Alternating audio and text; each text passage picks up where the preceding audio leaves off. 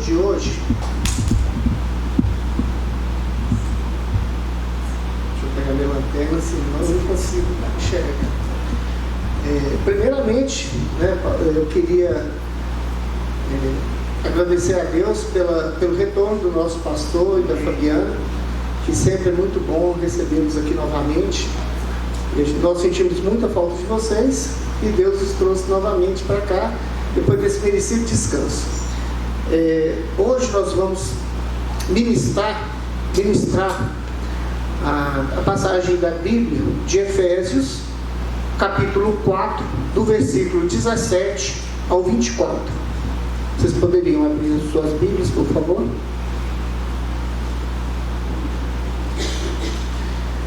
Efésios é uma carta que o apóstolo Paulo escreveu em função de estar havendo alguns atritos na igreja de Éfeso, devido a conflitos étnicos e culturais entre os judeus e os gentios que haviam se convertido. Então, em função disso, Paulo pegou e fez essa carta. Alguns entendem que essa carta é uma carta circular, mas a grande maioria entende que essa carta foi direcionada para Éfeso. E na carta, no primeiro, segundo e terceiro capítulo, Paulo aborda a respeito de tudo que Deus ofereceu ao homem, tudo que Deus trouxe ao homem. E no capítulo 4, 5 e 6, ele mostra tudo aquilo que o homem precisa fazer de comportamento, de adoração. Então, do 1 ao 3 é o que Deus fez, e do 4 ao 6 é o que nós precisamos fazer. Vamos orar. Senhor, meu Deus, queremos agradecer por essa oportunidade de estarmos aqui novamente nesta noite. Sabemos que foi o Senhor que nos trouxe até aqui, nos guiou, nos incentivou e nos conduziu até este momento. Pedimos, Senhor, que abra o nosso entendimento, que possamos aqui estar transmitindo apenas aquilo que é a Tua palavra, apenas a Tua verdade, Senhor. Nós oramos agradecidos em nome de Jesus. Amém. Bom, nós vamos fazer a leitura desse trecho, para em seguida nós podemos discorrer a respeito disso que a gente vai estar abordando hoje. A palavra de Deus diz assim: isto, portanto, digo e no Senhor testifico, que não mais andeis como também andam os gentios, na vaidade de seus próprios pensamentos, obscurecidos de entendimento, alheios à vida de Deus por causa da ignorância em que vivem, pela dureza do seu coração, os quais, tendo se tornado insensíveis, se entregaram à dissolução para, com avidez, cometerem toda sorte de impureza. Mas não foi assim que aprendestes a Cristo, se é que, de fato, o tendes ouvido e nele fostes instruídos, segundo a verdade em Jesus, no sentido de que, quando ao trato passado, vos despojeis do velho homem, que se corrompe segundo as concupiscências do engano, e vos renoveis no espírito do vosso entendimento, e vos revistais do novo homem criado segundo Deus, em justiça e retidão procedentes da verdade. Nesse trecho que nós acabamos de ler, nós verificamos que Paulo aborda os gentios, a conduta dos gentios, como eles se comportam e como devemos nós, crentes, os cristãos, se comportarem, ou como devem agir. Então o que a gente percebe é que os gentios, eles agem por conta própria, pela própria vontade. O limitador deles concorrente com aquilo que eles pensam, acreditam e desejam. Então eles atuam de forma que o Deus deles é a vontade que eles têm. Não existe o limite de Cristo verdadeiro. Ora, os gentios, que a gente pode trazer nos dias de hoje, que podem ser pessoas, tanto aquelas que não acreditam em nenhum ser superior, que são os ateus, que realmente eles desacreditam em um Deus todo-poderoso, como aqueles também que são crentes em um Deus que eles criaram, e não o Deus verdadeiro. Ora, como que um gentio vai agir? Ele vai agir em busca do próprio prazer. Como ele não tem um Deus que faça a condução da vida dele naquilo que é correto, naquilo que é imposto a ele, ele vai começar a trazer as vontades da carne para que ele viva daquela forma. Ou seja, ele passa a buscar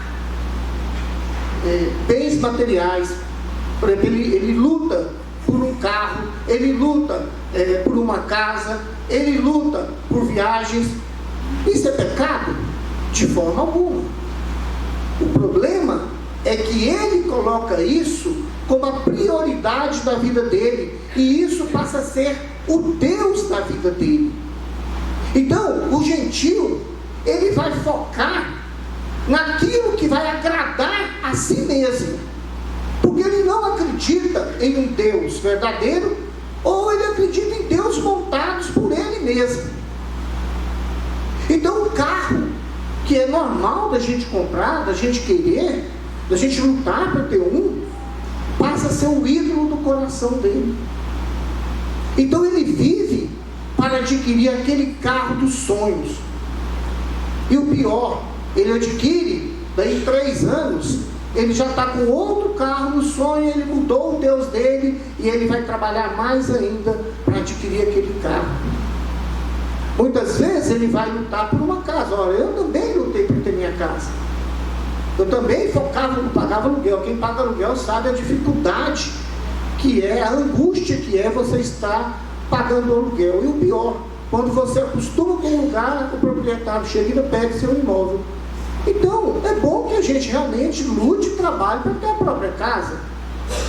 A questão é, quando eu faço com que essa casa seja o meu Deus.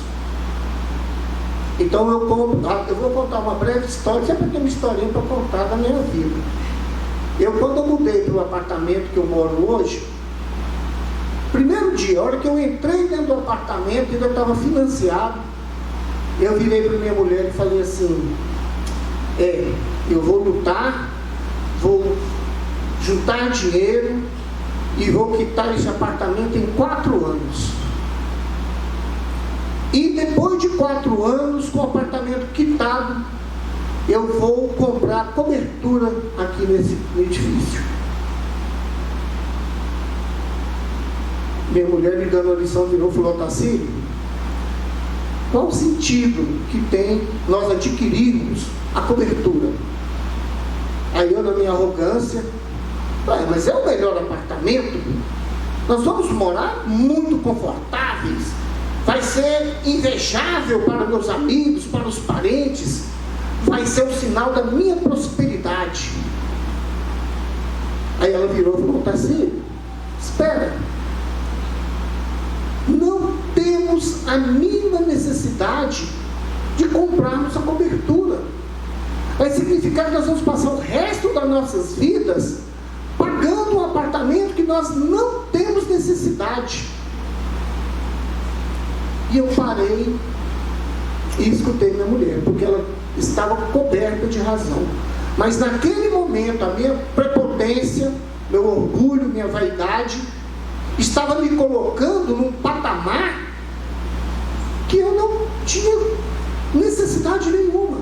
Mas eu buscava reconhecimento, eu buscava que as pessoas olhassem para mim e falasse: esse é um vencedor.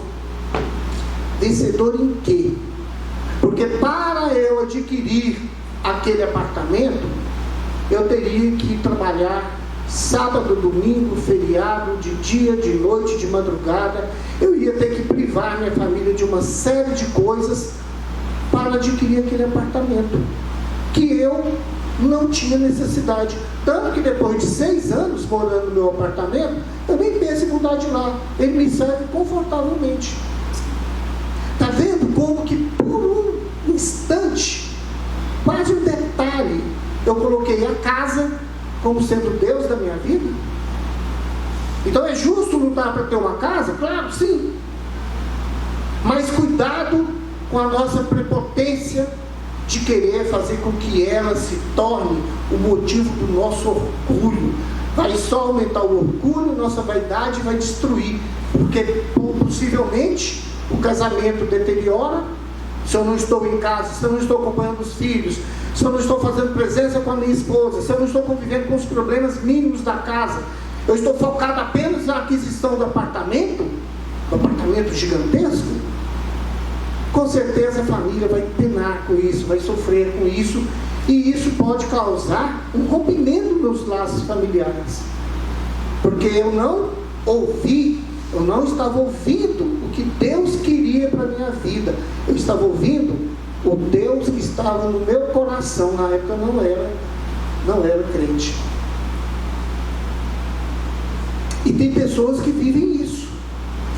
Tem gentios que você chega e tenta mostrar para ele esse tipo de procedimento e o que pode levar à nossa derrota, mas ele não consegue ouvir e nem ver.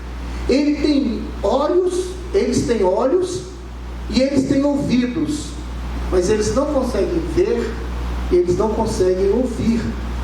Eu era assim, até que um dia Deus me resgatou. Então várias pessoas que estão no nosso convívio diário estão passando por esse procedimento gentílico de não acreditar no Deus, mas acreditar na própria força. Acreditar que se ele pegar e estudar muito, ele consegue passar num concurso. E se ele passar no concurso, o concurso é muito bom, ele vai ganhar muito. Ao mesmo tempo ele vai montar um escritório. Então ele vai trabalhar meio período nesse concurso. Depois ele vai para o escritório. Depois do escritório ele vai para a faculdade dar aula. Porque ele é capaz, ele se esforça, ele luta.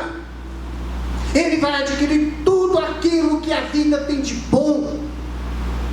Tudo aquilo que ele passou, a sua infância, a sua juventude, sonhando, através do próprio esforço, ele vai conseguir. O pior, ele vai naquelas aulas de coach que existe hoje em dia, e eles inflamam isso dentro dele. Você consegue sim, você é capaz, se você quiser, você é o único que é o concorrente de você. E inflama isso dentro do coração da pessoa, e a pessoa fala: para que eu preciso de Deus, se eu sou capaz, se a força está em mim? Parece até Guerra nas Estrelas, né? Para que eu vou precisar de Deus? E aí a pessoa esforça, luta, corre, trabalha, ganha dinheiro, compra aquilo tudo que ela sonhava, e cada vez ela vai se tornando mais orgulhosa, mais arrogante, mais vaidosa, e perde a vida, perde a salvação, porque ela confiou apenas nela. Ela acreditava que ela era seu próprio Deus, que tudo estava na mão dela. Conheci uma senhora, eu sempre conheço alguém, né? Eu conheci uma senhora na minha infância, não vou falar o nome dela, obviamente, e ela passou uma juventude na cidade do interior de Goiás, uma infância e juventude muito difícil, e ela era muito esforçada. Aí ela mudou-se para Goiânia, arrumou um emprego bem simples e pegou por estudar. E ela passou no vestibular de Direito. Na época, passar no vestibular era uma coisa rara. Você tinha, em Goiânia, você tinha 2 faculdades de Direito. E aí você imagina a concorrência que era, ainda mais para uma pessoa pobre que veio do interior e tinha um trabalho humilde. E ela conseguiu passar nesse vestibular. E olha, ela não era desonesta, ela não era uma má pessoa, ela era uma pessoa esforçada, dedicada, e ela formou em Direito. E ela virou para minha mãe e falou: olha, agora que eu estou formada em Direito, eu vou estudar para o concurso de juiz, vou ser aprovada e vou voltar para a minha cidade e vou pisar em todo mundo que um dia me humilhou.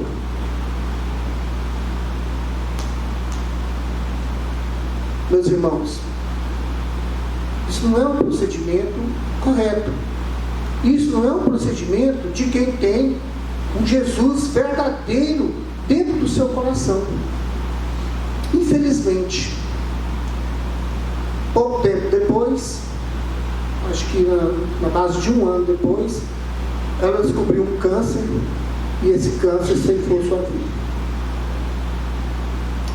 Então observe, muitas vezes o gentil, ele é uma pessoa honesta. Muitas vezes o gentil é uma pessoa, quando você vai conversar com ela, é uma pessoa agradável. Muitas vezes é uma pessoa caridosa. É uma pessoa muito boa, se relaciona muito bem com as pessoas, trabalha corretamente, é esforçada. Mas a falta de Deus, do verdadeiro Deus que nós encontramos na Bíblia Sagrada, pode levar essa pessoa à perdição, se ela não obter a conversão e não passar a ter Jesus Cristo como seu verdadeiro Deus. Então, isso que eu estou falando, vocês devem ter vários exemplos em suas vidas. Quanto no seu vizinho, que muitas vezes é uma pessoa boa, mas não se direciona para Deus. No seu trabalho deve ter várias pessoas assim. Na sua faculdade, no seu colégio, nos relacionamentos que você tem na academia, no grupo que anda de bike. Eu não estou falando daquelas pessoas que assaltam, que matam, que roubam. Elas também. Mas muitas vezes, quando a gente fala de pecados, de perversão, de dificuldades da vida, a gente muitas vezes imagina essas pessoas que estão no extremo da maldade do coração humano. Mas não. Nós temos pessoas no nosso convívio que são pessoas consideradas bons cidadãos e que vão se perder na eternidade. Eu, antes de vir à igreja, encontrar Jesus, eu era um bom cidadão. Eu honrava com meus impostos, eu trabalhava, eu estudei, passei em concurso, eu mantinha minha família. Eu era bem visto, pelo menos por uma parte, né? Eu não sei totalmente. Eu era considerado um bom filho, e eu estava indo para o inferno, porque o meu Deus era eu mesmo. E eu tinha religião, mas a religião que eu tinha me colocava como o detentor do poder de fazer com que eu mesmo, através do meu esforço, da minha reforma íntima, me levaria a patamares espirituais e eu chegaria a Jesus Cristo. Totalmente mentira. E eu estava acreditando. Quantas pessoas que estão vivendo próximos a nós, familiares, também acreditam nisso, ou se altam em Deus, ou acreditam em deuses que pregam para elas. Quantas pessoas escutando: faça jejum, ore 3, 4 vezes, venha para o culto fulano de tal, na quinta-feira, que Jesus vai te dar aquilo que você deseja, a sua empresa, vai restaurar o seu casamento, vai fazer com que você passe no concurso. Ora, nós estamos aqui chantageando Jesus. Jesus é submetido à minha vontade, só porque eu estou fazendo jejum e penitência. Mas esse é o Deus criado pelo gentio. Do jeito que lá em Éfeso também eles tinham vários deuses. O cristão, aquele gentio cristão que tinha encontrado Jesus Cristo, ele ainda tinha vestígios daqueles deuses antigos. Eles ainda tinham muita influência das magias que eram feitas naquela cidade, da astrologia, das previsões astrológicas que eram feitas. Não é fácil a gente desapegar disso tudo que veio acompanhando a gente a vida inteira. Imagine vocês, que vocês passem 50 anos da sua vida vivendo e acreditando em determinadas coisas, determinadas situações e determinados deuses, e de repente você descobre que aquilo tudo não significa nada, que a vida é diferente. Vocês não vão conseguir, nós não vamos conseguir eliminar 100% de um dia para o outro. Não é um passe de mágica, não é um passe de mágica, é um trabalho de um trabalho muito exaustivo. Agora, Paulo conclama todos aqueles cristãos a despir-se daquele homem antigo, daquele homem que vivia nos prazeres da carne, daquele homem que buscava simplesmente atender a sua própria vontade. Paulo conclama esses cristãos a largarem essas vestes. Da mesma forma que nós precisamos deixar os nossos hábitos, os nossos pensamentos, que provêm de erros de concepção, de entendimentos, e largá-los para trás. Nós temos que renascer, e isso Jesus Cristo já falava lá em João capítulo 3, a respeito do homem renascer. Nós temos que nascer novamente. Então, o que Paulo estava falando, é essa nova vida, já que eram gentios cristãos, eles tinham encontrado com Jesus, eles tinham sido selecionados por Jesus. Não foi pelo esforço deles, não foi pela capacidade deles, não foi porque eles quiseram, foi porque Deus os escolheu. Deus selecionou aquelas pessoas, aqueles gentios que se tornaram cristãos, e trouxe para o seu lado. Mas eles vieram pecadores e continuaram pecadores. E quando fala para se despir dessa roupa antiga, é conseguir pegar aqueles pecados e retirá-los das nossas vidas, jogar esses pecados fora. Agora, Agora, não é fácil. Mesmo depois de convertido, a pessoa vai encontrar dificuldade de abandonar o velho homem. O velho homem vai estar ali, tentando ressurgir o tempo todo. Ele vai tentar renascer dentro de você o tempo todo. Nós precisamos ter Jesus como nosso escudo protetor, para a hora que esses ataques do passado vierem sobre nós conseguimos, através da fortaleza de Jesus, nós abdicarmos desse homem antigo.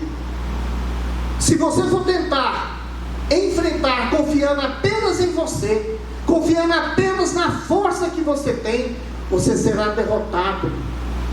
Porque aquele homem antigo está muito reforçado, ele está dentro de você, ele está querendo voltar à tona.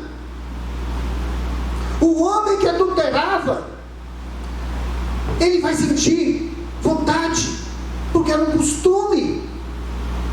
Ele precisa lutar contra isso. Mas ele sozinho, ele vai sucumbir. O homem que usava a palavra para denegrir outras pessoas, para falar mal do chefe, falar mal do colega, falar mal da cunhada, da sogra, muitas vezes até dos filhos e da esposa, ele não se continha na palavra. Tudo que vinha em sua boca, ele jogava para fora. Ele se converte e ele tende a continuar da mesma forma. Isso é quase a lei da inércia. Todo o corpo tende a permanecer em repouso ou em movimento uniforme, a menos que uma outra força modifique esse estado inicial. Então, se você tem o costume da maledicência, você não vai conseguir milagrosamente do dia para a noite acabar com isso. Você vai precisar se exercitar. Você já recebeu Cristo. Cristo veio até você. Cristo te pegou o seu coração, falou: agora você é meu. Então você está salvo, e por obrigação você tem que esforçar para eliminar o homem velho. Você tem que lutar para tirar todos esses pecados do seu coração, através e somente por Jesus Cristo. E a maledicência desse homem vai ser curada ao longo do tempo, mas ele precisa se esforçar. De vez em quando, mesmo ele sendo convertido, ele vai cair. Às vezes, você vai pegar esse homem que agora carrega uma Bíblia debaixo do braço, que agora frequenta os cultos, que agora ouve o YouTube, nossas palestras, nossas pregações aqui, e de repente você vai ver aquele homem caindo no mesmo pecado antigo. Ele vai estar também utilizando a palavra para denegrir as pessoas. Para vocês terem uma ideia, há 2 semanas atrás, eu tive um problema com o meu celular e eu não conseguia ligar, eu fiquei incomunicável, e isso foi me deixando bastante tenso, bastante nervoso. E eu entrei em contato com a operadora, e a operadora, vocês devem conhecer a dificuldade que se é resolver problemas na operadora. E aí eu fui perdendo a paciência, eu fui ficando chateado, e cada vez que eu tentava falar, a pessoa justificava algo que não me agradava. E por fim, eu perdendo a paciência, eu esbravejei contra a pessoa. Foi em voz alta mesmo. Eu subi nos tamancos, como eu digo, né? E falei poucas e boas para a pessoa, e para como não bastasse, ainda bati o telefone. Me vinguei da pessoa que estava atendendo, né? Isso foi na minha sala, onde eu trabalho. Todas as pessoas ficaram mudas. Elas nunca tinham me visto perder a paciência. Mas o pior não é elas nunca terem me visto perder a paciência. O pior é que eu chego lá e falo de Jesus. Eu falo de Jesus para elas. Eu tento evangelizar. Aquele homem que chega ali falando de amor, de paz, de justiça, foi o mesmo homem que ofendeu uma pessoa que não tinha nada a ver com o meu problema. Ela é uma funcionária que possivelmente ganha. Ela é uma funcionária que nem me conhece, que ela estava seguindo o protocolo da empresa aonde ela precisa trabalhar. Cadê o Otacílio, evangelista, que chega ali falando do evangelho? Cadê o Otacílio, pregador, que vem aqui à frente? Cadê o Otacílio, que está fazendo teologia? Eu me retirei, fui ao banheiro. Eu não sabia como me comportar. Porque nem que eu quisesse pedir perdão àquela atendente, eu poderia. Se eu ligar no call center lá, ninguém sabe, deve ter 100 pessoas dentro do call center. Eu chorei. Chorei por 2 motivos. Primeiro, arrependimento. Eu ofendi uma pessoa que estava ali trabalhando e lutando pela vida dela. Mas, mais que isso, eu ofendi a Deus. Porque quando eu estou ali no meu serviço trabalhando, eu aproveito aqueles momentos para estar falando de Deus com as pessoas. Elas estão olhando para mim, tentando ver meu Deus. A partir do momento que eu fiz aquilo, quantas pessoas devem ter olhado e falado assim: aí ó, fica pregando aqui para a gente, fica falando em Deus, mas olha aí, quem é essa pessoa? O Deus desse cara não serve para mim. Então eu ofendi para Deus, eu pequei contra Deus nesse momento. O homem antigo, o homem velho, o homem prepotente, o homem que se achava mais que os outros, tinha voltado naquele momento.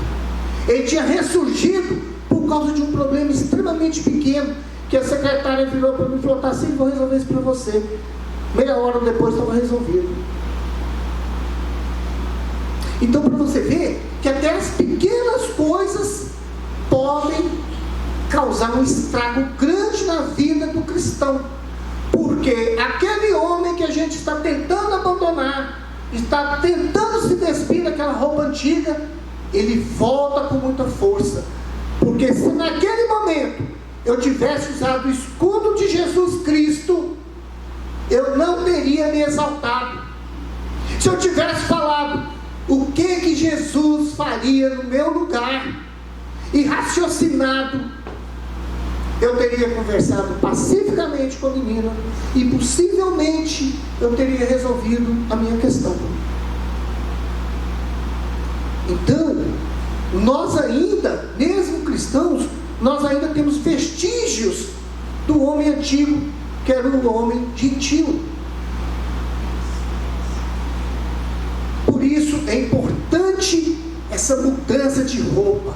Imagine que você seja um mendigo, muito pobre, está andando com roupas rasgadas, de chinelo cortado à metade, os sacos nas costas para poder dormir à noite. De repente, um familiar seu te vê e te recolhe e leva para a casa dele e fala: você não, você é parente, você é sangue do meu sangue, carne da minha carne, vou te receber em minha casa. E vai lá e você toma um banho refrescante, faz a barba, passa perfume, desodorante, ao sair do banheiro tem uma roupa novinha ali para você, e você veste aquela roupa, aquela camisa branca, aquela calça social, uma meia muito gostosa, um sapato macio. Você é outro homem. Quando você sair à rua, aquelas pessoas que te davam até esmola não vão te reconhecer. Nós precisamos fazer da nossa vida uma nova vida. Nós precisamos vestir as roupas de Jesus. Nós precisamos ser um novo homem, uma nova roupagem. Pegue, por exemplo, a farinha de trigo, o sal, um pouco de açúcar e um ovo, tudo ali feio, desorganizado. Se você pegar a farinha de trigo ali e colocar na boca para comer, tem sabor nenhum, é ruim. Você vai cuspir aquilo de tão ruim, tão desagradável. O ovo, se não tiver cozido, você também, tem uns que gostam, tem uns que comem ovo cru. Eu lembro do Rock Balboa. Mas, até pelo filme eu passei mal de ver tomando aqueles 3 ou 4 ovos ali crus. Normalmente ninguém gosta.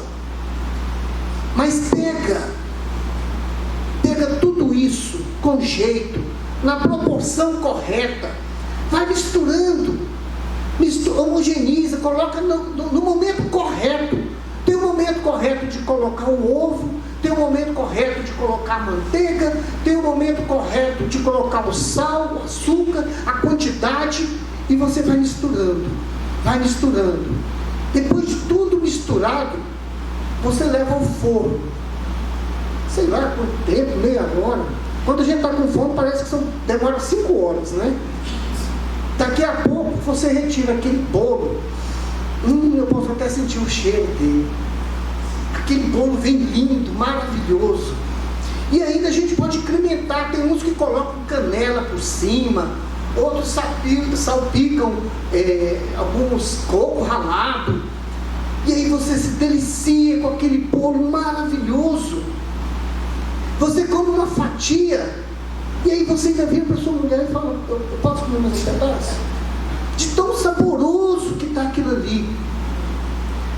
Quando nós estamos lá no meio dos gentios, que nós não encontramos Jesus Cristo, Deus também começa a nos preparar. No momento certo, na hora certa, na proporção certa, Ele vai nos envolvendo em diversas situações. Ele vai pegando aquele cargo que era o seu orgulho, tira o seu cargo. Aquele carro que você achava que era seu Deus, Ele faz aquele carro estragar e você tem que vender aquele carro. Ele faz com que tudo aquilo que você considerava importante na sua vida e que não é importante para Deus, Ele começa a minguar. Ele vai preparando o bolo da sua salvação. Ele vai homogeneizando, e na proporção certa e no tempo certo. Depois Ele pega essa massa, esse homem desesperado, esse homem que não sabe por que está vivendo, que não tem futuro, não encontra saída, não tem a quem seguir. Ele pega esse homem e leva ao forno. E ele, nesse forno, esse homem vai sendo preparado, ele vai ganhando cor, ele vai endurecendo, ele vai ganhando consistência, ele vai crescendo. Quando a gente menos espera, esse homem preparado por Deus é saboroso, é ótimo sentir o seu perfume, o seu cheiro. Ele inala um perfume, um odor gostoso, que nos dá vontade de falar: posso ficar mais um pouquinho com você?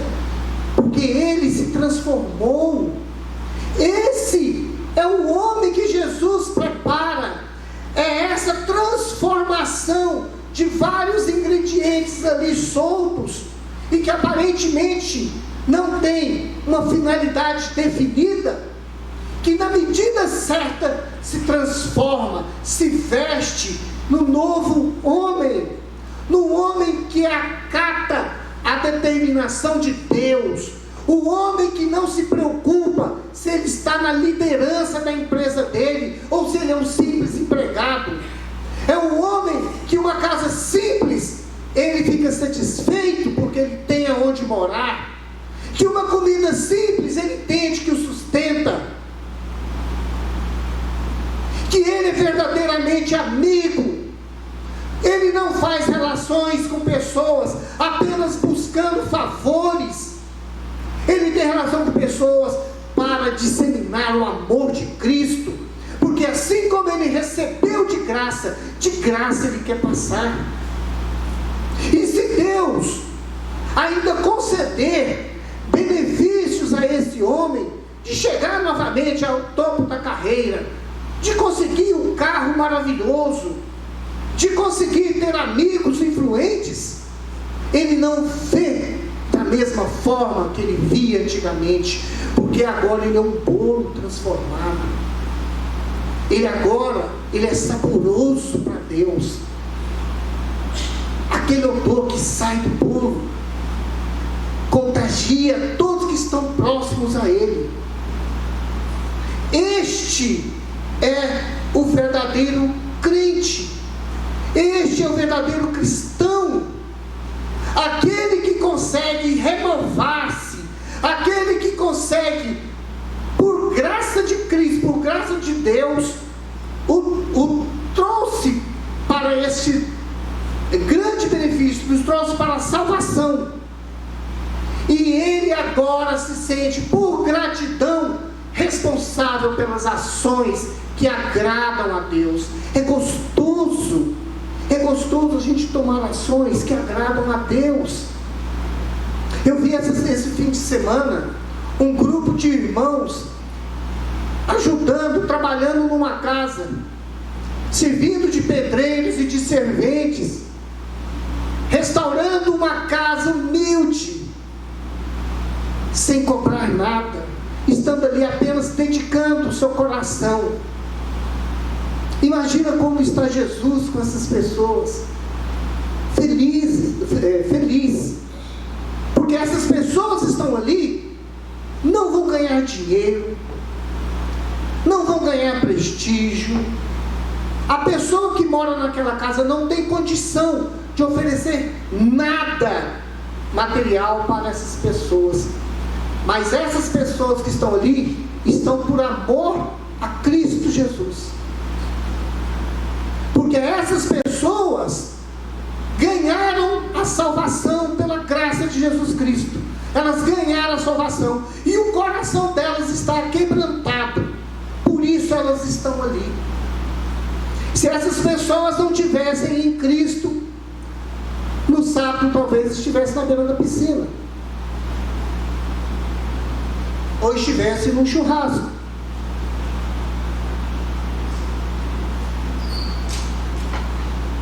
Se bem que foi servido uma feijoada lá, que ó, estou pensando até em sábado. Mas olha, a diferença que existe daquela que ainda não foi convertido para aquela que está convertido. Vá lá no local de convívio e chegue para uma pessoa que leva a vida dentro de uma normalidade, mas que não é cristão, ou mesmo que seja ateu.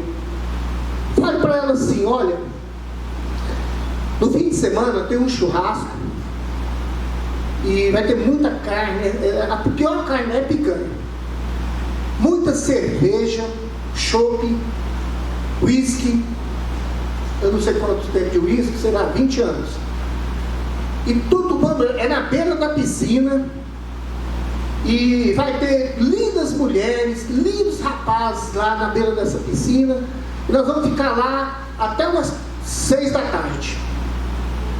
Agora também tem o seguinte, tem um culto 7 horas da noite.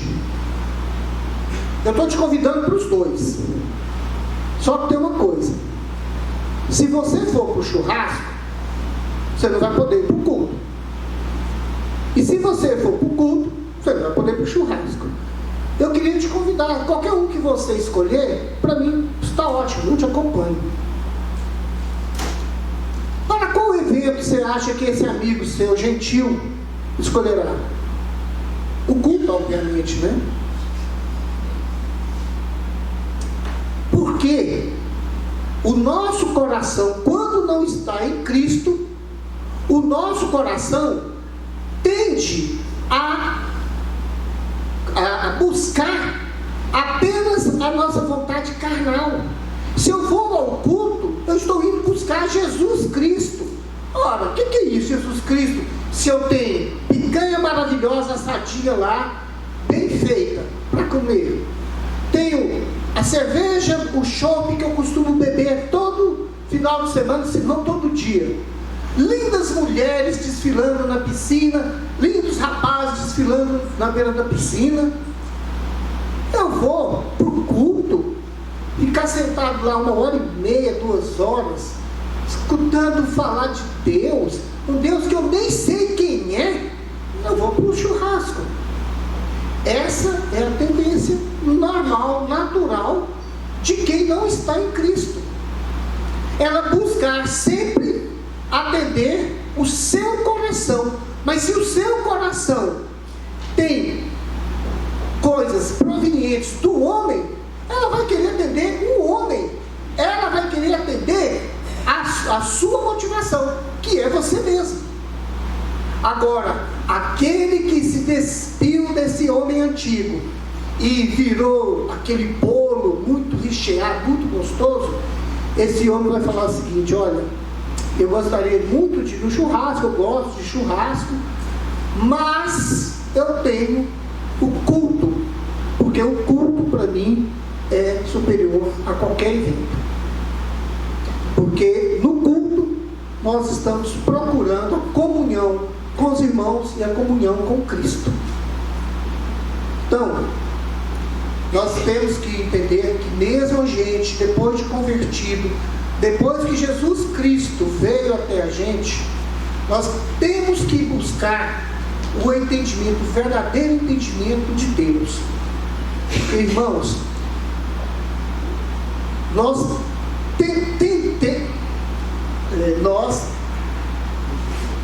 costumamos, vamos mudar aqui que não vai sair. Nós costumamos a criar o nosso próprio Deus. Cuidado com isso. Você já viu aquela historinha que o pessoal chega e fala assim: Deus é amor. Sim, Deus é amor, é um atributo de Deus. Mas Deus é só amor? Ele quer dizer que Deus é amor porque Ele quer condicionar tudo na vida dele que Ele fizer de errado, Ele vai justificar. Não, Deus vai me perdoar porque Ele é amor. O pior é que tem muita gente dentro das igrejas acreditando nesse Deus paz e amor. A gente acredita em deuses que são parecidos com os deuses antigos, deuses mitológicos até. Então precisamos estudar, precisamos buscar o conhecimento para que aquele Deus que nos trouxe até aqui, seja Ele verdadeiramente adorado, e não mitos que a gente cria dentro do nosso coração, não deuses falsos que a gente fica alimentando para atender a mim. É bem costume vocês verem que existem igrejas aí que, se você levar uma chave do carro, Deus vai te dar um carro bem melhor, ou vai te dar 2 carros. E aí a pessoa acredita, ela se diz cristã e faz isso. Por quê? Porque ela está acreditando num Deus que não existe. É um Deus que existe apenas na cabeça dela. Ela está idolatrando um Deus inexistente. Ela está idolatrando um Deus que não é o Deus verdadeiro. E Deus não troca sua glória com ninguém. Então essa pessoa não está verdadeiramente em Cristo Jesus. Então, para que a gente possa, já concluindo, nós temos 3 pontos aqui.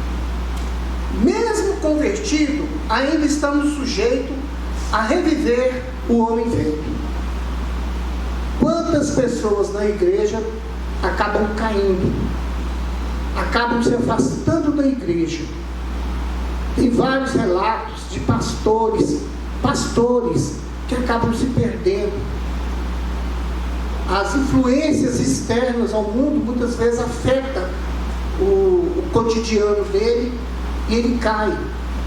Quantos irmãos do nosso lado estão com problemas familiares, problemas de saúde, e essa pessoa começa a pecar, blasfema, começa a utilizar de bebida alcoólica para fugir dos problemas e cai.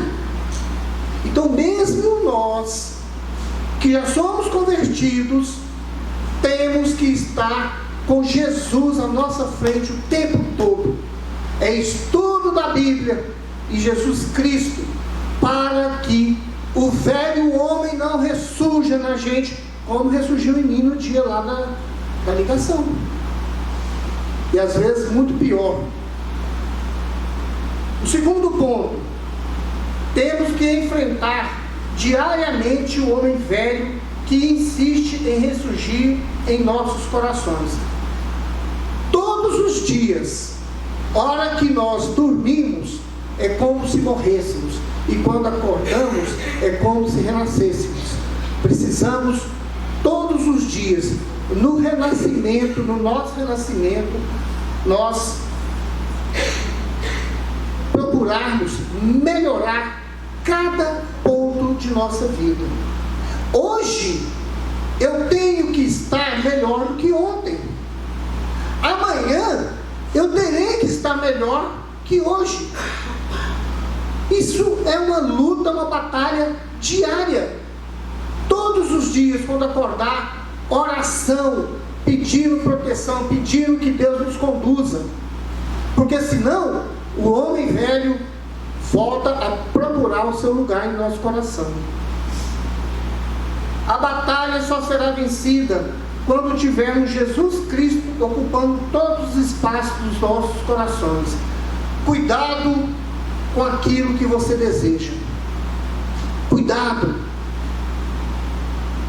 Muitas vezes, aquilo que você deseja começa pequenininho, quase insignificante, mas ele vai ocupando o seu coração, ele vai crescendo dentro do seu coração.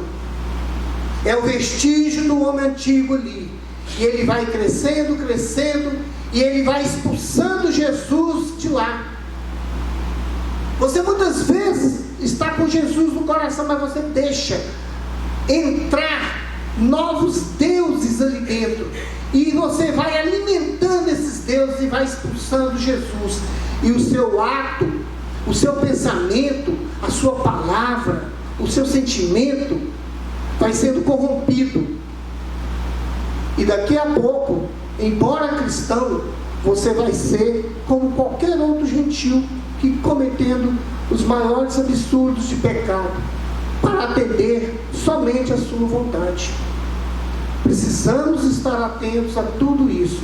Precisamos estar focados que a nossa vida, ela tem que ser um eterno combate para a destruição desse homem antigo e para essa renovação que Jesus espera da gente.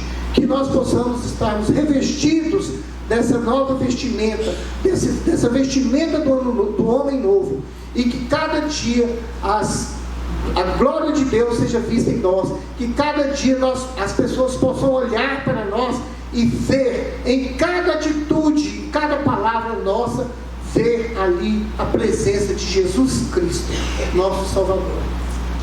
Vamos orar. Jesus, nós aqui hoje queremos pedir, Senhor, que esteja com todos nós, o tempo todo, nos protegendo, policiando nosso coração, policiando nossa mente, nossos olhos, nossos ouvidos, para que nada de ruim possa nos afetar, para que tudo aquilo que o mundo nos oferece para nos destruir, que o Senhor esteja à frente e interrompa qualquer processo de destruição do nosso coração. Senhor, pedimos que o homem velho nunca mais retorne ao nosso coração, que nós não representemos o nosso homem velho, mas que o homem novo, o homem em Jesus Cristo, possa cada dia mais estar refletindo em nossa imagem, que nós possamos estar, Senhor, presentes junto a Ti, seguindo Teus ensinamentos e ainda mais obedecendo fielmente aquilo que o Senhor deseja. Nós oramos, Senhor, agradecidos em nome de Jesus. Amém.